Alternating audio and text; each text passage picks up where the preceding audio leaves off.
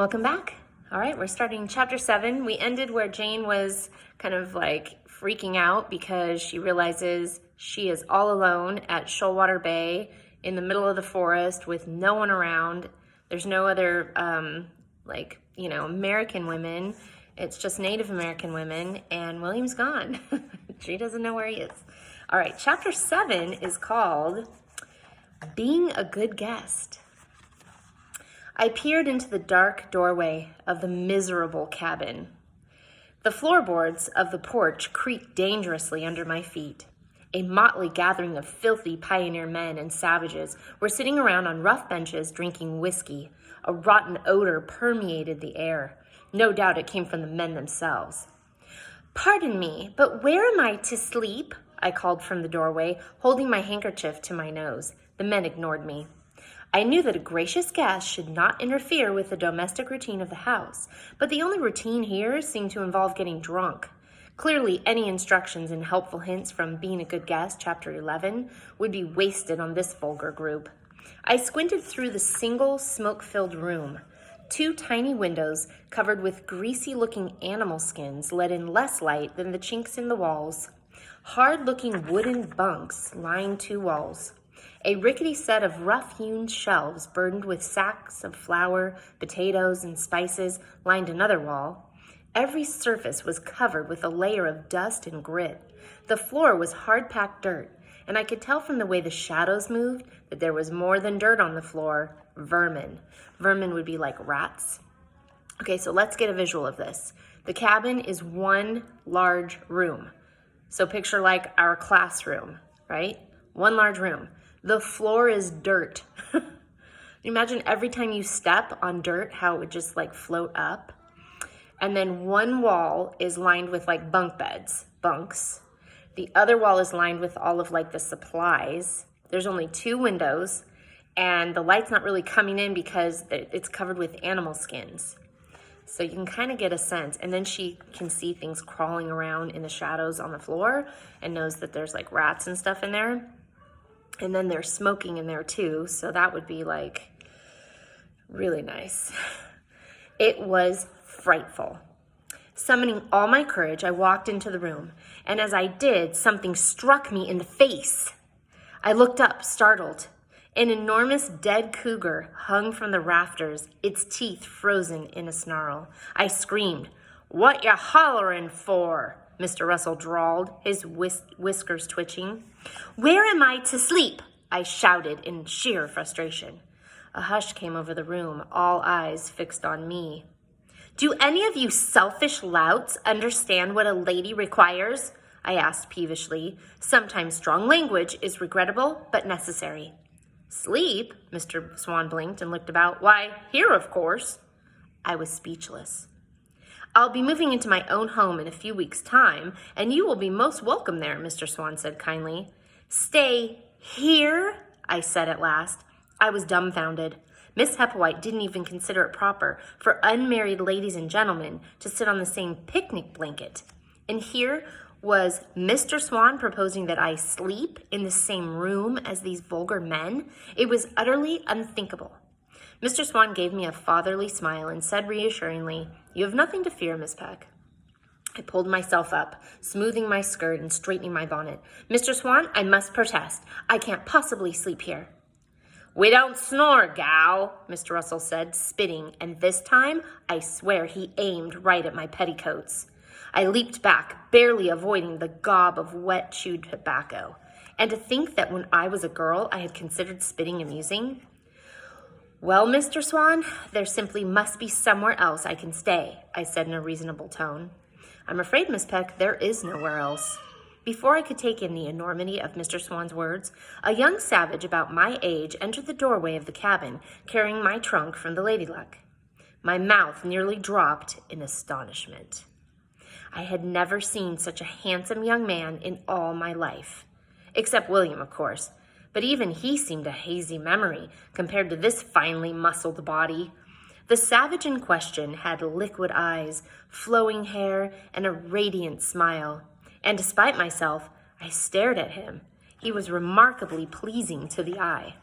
I stared at the comely young man, and he grinned back at me, plainly amused and quite aware of his appeal. There was certainly something charming about him. I felt heat rise to my cheeks. Jehu snorted. "Miss Peck, may I introduce Handsome Jim?" Mr. Swan said formally. Handsome Jim puffed out his chest and bowed. I swallowed and curtsied quickly. "His name is truly Handsome Jim?" Father Joseph asked. "I should say it suits him," I said, before I could stop the words. Mr. Swan laughed while I blushed at my indiscretion. "I agree," Mr. Swan said, his eyes twinkling, "and he is most fond of our mirrors and admiring his reflection in the water. He used to be Handsome Tom, but he changed his name recently. Isn't that right, Jim?" Handsome Jim looked suddenly nervous but nodded. It was clear enough that he understood English. "Changed his name?" Father Joseph asked with a sniff of disdain. "These savages can't even remember their own names and must change them?" Mr. Swan shook his head. "My dear fellow, it is the habit of these Indians to change their names when one of their kin dies. It is their belief that the spirit of the departed soul comes back and haunts them, attempting to lure them to the other side. They change their names to fool the spirits." Handsome Jim nodded sagely and said, "Memaloose Tillicums." So Tillicums was person, because remember Boston Tillicum. So Memaloose means dead. So Memaloose Tillicums is dead people. "Memaloose Tillicums are dead people," Mr. Swan explained. "Spirits." "How on earth do they keep track of each other if they change their names all the time?" I asked. "With their eyes, gal," Mr. Russell said flatly. "Where do you want this?" Handsome Jim asked, gesturing to the trunk in the doorway. "You may put my trunk there for now," I said, turning my attention back to the matters at hand. "Mr. Swan, I can't possibly sleep here. You must see my position. It simply isn't proper." Mr. Swan scratched his head and finally said, "I suppose we could fix you up a tent." A tent? The cabin suddenly had its attractions. At least it had a roof. Something small and furry scampered across the filthy dirt floor with a squeak, and I reconsidered. "A tent will have to do until William returns," I said, resigned. I had never felt so utterly alone. I would have done anything to hear Papa's voice telling me that I was his favorite daughter. Mr. Swan and Handsome Jim fitted up a small tent for me, using a spare canvas sail. They flung the canvas over a sturdy-looking branch and secured it with wooden stakes. Handsome Jim gave me some mats, woven from reeds put on the ground. It seemed a very flimsy affair, but would have to suffice for the time being. "I've spent many a night under that sail. It's a good one," Mr. Swan said, surveying the work. "I am in your debt, Mr. Swan." "Miss Peck," who's saying this, "are you certain that you really want to be sleeping out there?" They had set up the tent within plain sight of Mr. Russell's cabin. It was much warmer in Mr. Russell's cabin, you know. "There's plenty of room." Mr. Swan paused meaningfully. "And the spring rains can be very terrible. It is still April yet." "I'll be perfectly fine, thank you anyway," I declined politely. "There's the varmints," Mr. Russell said. He had come outside, no doubt to spit at me. "What about the varmints in his cabin?" I shook my head firmly. I preferred to take my chances outside. Just then, a pot-bellied black dog raced up to us, took a flying leap in my direction, knocked me flat on the ground, and set about licking my face enthusiastically. Mr. Swan smiled. "Miss Peck, may I introduce Brandywine?" I pushed the slobbering hound away. "Blasted beast!" My face was now sticky with dog drool and my dress covered with muddy paw prints and grass stains. All I could think was I had to be clean that very instant. "Mr. Swan," I asked, "could someone kindly draw me a warm bath?" Drawing you a bath means like make you a bath, fill a bathtub full of water for you. So she's like, "Can someone get me a bath?" "Draw ya a bath?" Mr. Russell hooted. "But surely one of the savages could." Mr. Swan interrupted me gently. "They are not servants, Miss Peck, and you ought not to call them savages. They are friends. And I'm sorry to say that we have no bathtub." I stared at him. No bathtub? It was little wonder the men were so utterly filthy. "But I'm sure the Indian women will be happy to conduct you to the spring to bathe. The Chinooks are great bathers, my dear, much like the ancient Romans," Mr. Swan said. "I'll just go see." I was rather surprised to hear that savage Indians bathed more often than white men. But upon closer inspection, it appeared that they did. Mr. Russell looked downright greasy in his buckskins compared to Handsome Jim. Mr. Swan went over to where the women were congregated and brought back an extremely pretty one with almond eyes and long, straight black hair tied back in a braid. She was wearing one of the scandalous skirts. A young girl trailed behind her. "This is Suisse. She is married to Chief Toke." She seemed very young to be married to the older man, as she couldn't be more than 25. Her eyes lingered on my hair. "Is there no way to get some hot water for a bath?" I pleaded. "I haven't had a proper bath in months." "Ain't news to me," Mr. Russell guffawed. "You could greatly benefit from a bath yourself," I said stiffly, my patience exhausted. I turned to Mr. Swan, drawing myself up. "I can't go with them. It simply isn't safe. What if they try to scalp me?" Mr. Swan chuckled. "They do seem to be rather taken with your red hair, don't they?" I hastily tucked my hair under my bonnet and secured it tightly. "Miss Peck," Mr. Swan laughed, his belly rolling, "the Chinooks do not scalp. At least these don't. You'll be quite safe." "But they're savage Indians," I said, my voice rising. He peered at me through his spectacles. "Not savages, my dear, but Indians, certainly." "You make no sense," I cried wildly. "How can they be safe?" Mr. Swan winked. "When in Indian country, it is always safest to travel with Indians." I clutched a passably clean towel and the last bar of lavender soap from my trunk and viewed the two women with trepidation. We stood there for a moment, studying each other. Suisse looked very much as if she wanted to yank on my hair. "I am Miss Jane Peck," I said with a slight curtsy, wondering why I even bothered. I entertained little hope of proper conversation from such ignorant creatures. They didn't even have enough sense to not go around half naked. "I am Suisse. Come," the woman said, to my astonishment. "You speak English?" I asked. She simply nodded. "I speak English, Chinook, and jargon." So we started down a narrow path into the dark, thick woods, and the younger girl followed her. Her head was round, not slanted like Suisse's, and her ankles were swollen like those of the girls who worked in factories in Philadelphia. I tried to keep up with Suisse, but my shoes sank in the muddy trail, and I tripped on my petticoats no matter how high I held them. Miss Hepplewhite would have been very upset to see such draggled petticoats. So we stopped abruptly in front of a sparkling clear spring that looked altogether inviting after the long months at sea. The young girl joined her, and the two of them sat down on a log. For a moment, I stood there, clutching my soap and towel. Was I really to bathe under their watchful eyes? The only people who had ever seen me naked were Mary and Mrs. Parker. "Thank you," I said with a tight smile. "You can go back now. I'll be fine, really." But Suisse and the girl just sat there and stared at me. Clearly, they had no intention of leaving. Seeing that I had little option if I wanted a bath, I went behind a thick bush and took off my muddy dress and petticoats. I decided it was best to leave on my corset and pantaloons for modesty's sake. I also left on my bonnet as a precaution. So think about how awkward that would be. Two people think they're just going to sit there and watch you take a shower. So she leaves on kind of her underclothes because, she's like, "Hello." When I reappeared from behind the bush, Suisse's eyes went wide. She removed one of the elaborate shell necklaces adorning her neck and held it out in offering. "You want trade?" she asked, pointing at my corset. "You want my corset?" "I trade hiqua for colset," she said, saying the new word almost perfectly except for the R. I hesitated. "Trade," Suisse demanded. I did not want to give offense. She was married to the chief, after all. But I needed the corset. It was the only one I had packed. "A respectable young lady never goes out without a corset," Miss Hepplewhite had advised. It was no trifling matter to give it up. Still, I couldn't help but hear Papa's voice. "There is nothing fashionable about crushed organs, Janie," he had said. "Trade?" Suisse repeated. "No, thank you," I said in a polite but firm voice.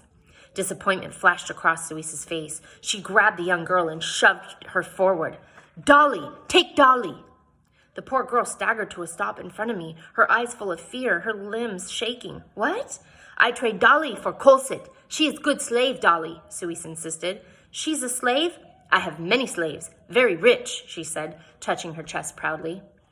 I was appalled. Indians own slaves too? Papa had very firm ideas about slavery. He was completely opposed to the practice and had raised me to believe the same.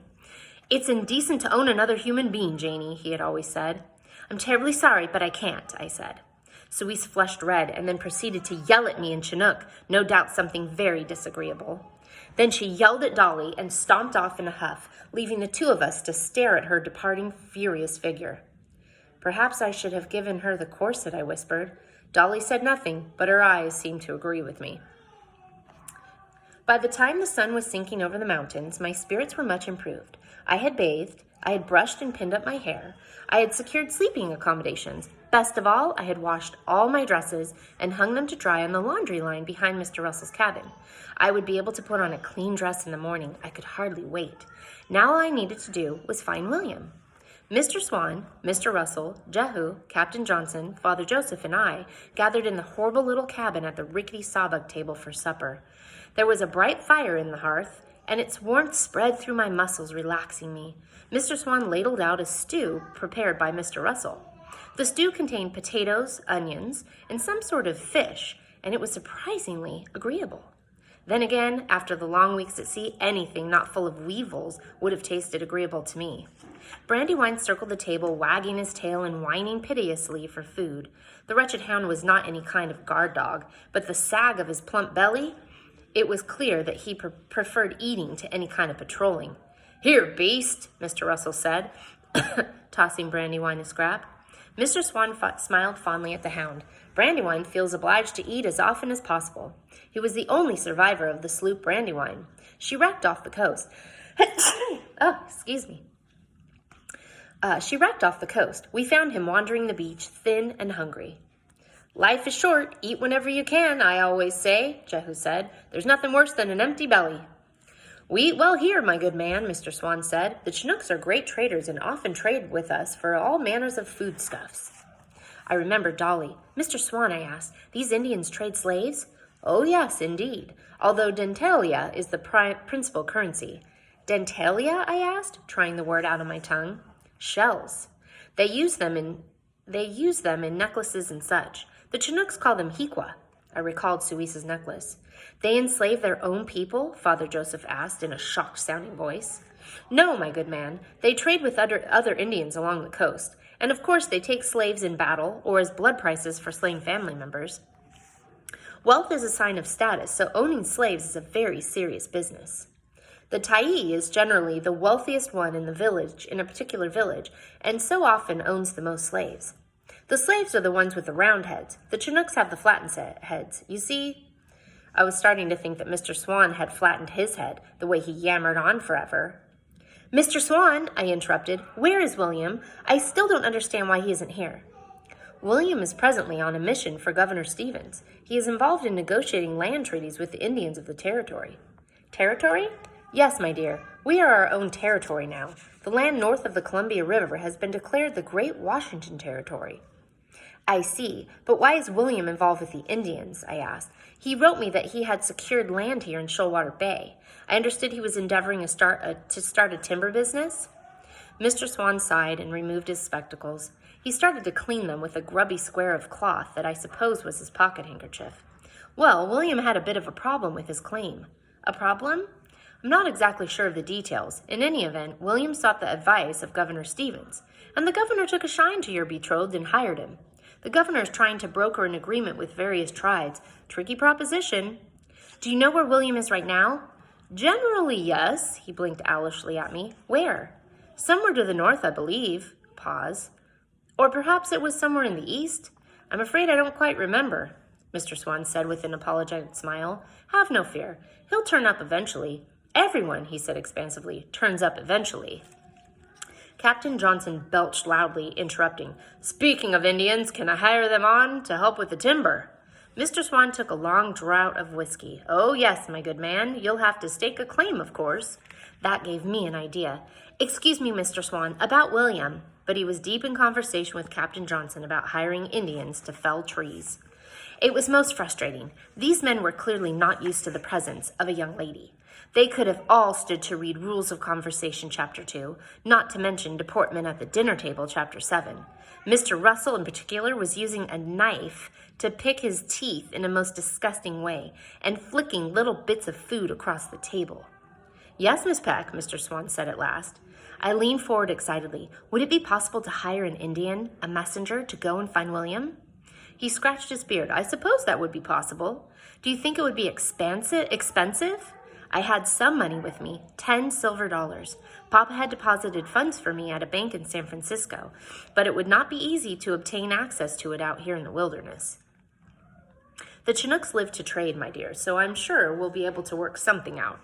Thank you very much, Mr. Swan. I smiled at him in relief. There, it wasn't so terrible. I would simply send word to William that I was here, and he would return. Everything was going to work out in the end.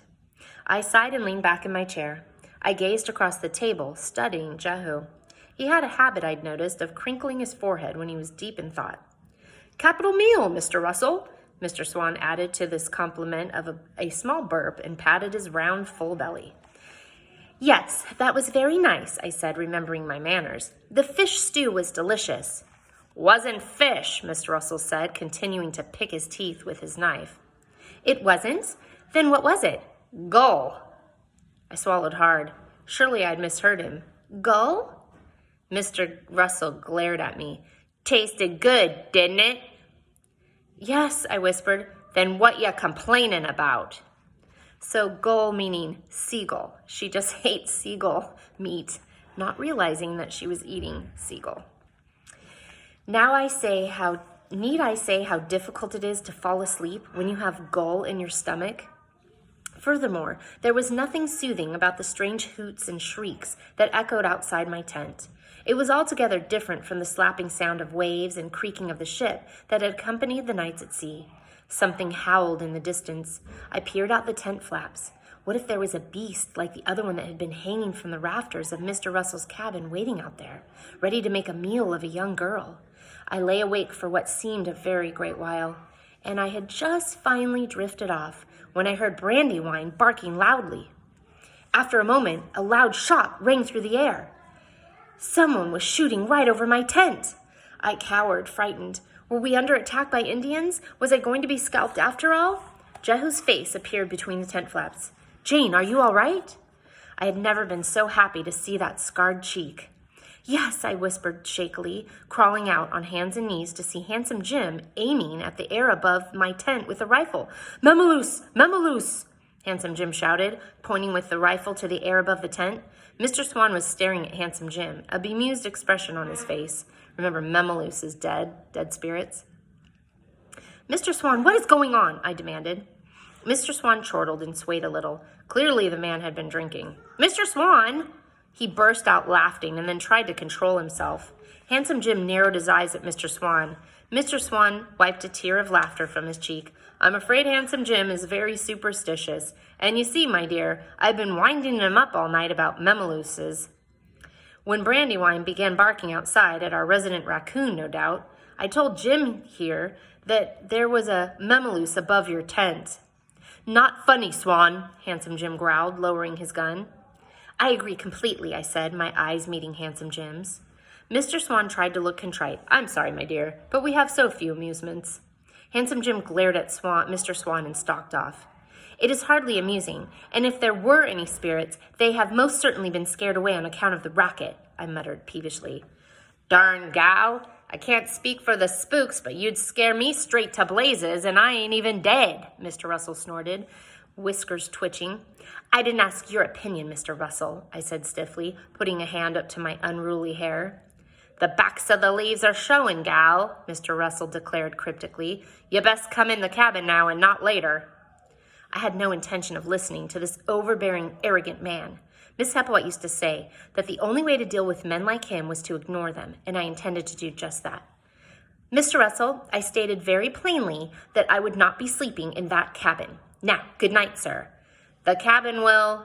I pulled my tent flap shut with a firm snap. Good night, Mr. Russell. Mr. Russell grumbled some more, and then the men's voices drifted away. Finally, I would get some sleep after this long, dreadful day, I thought.